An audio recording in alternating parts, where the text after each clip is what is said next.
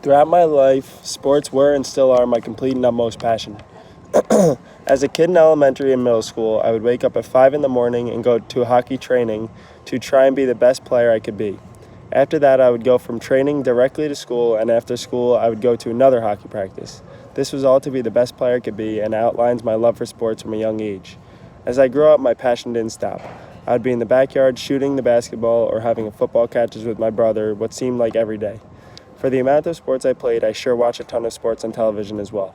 You could tell how much sports I watched as every time I would turn on the TV, a sports channel would already be on. Based on my love of sports, when deciding on this writing in real life project, it was easy.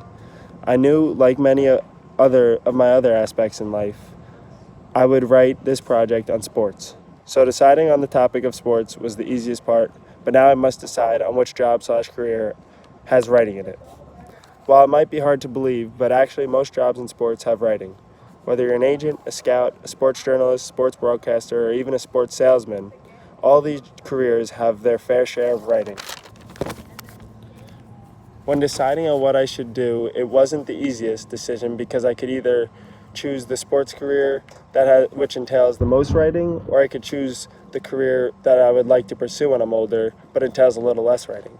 I ultimately decided to do my project based on my career, on my dream career, which is a sports broadcaster. While on TV, you might see a sports broadcaster and think, well, these guys don't write anything. However, in reality, everything those people are saying, they have to write down on paper and rehearse many times. It may seem like they don't write anything, but that's because they are professional.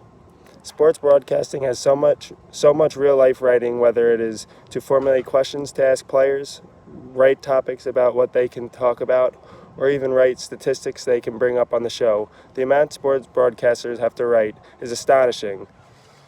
Ultimately, all these facts, along with my love of sports, is what went into my decision of writing about sports in my Writing in Real Life project on a sports media broadcaster.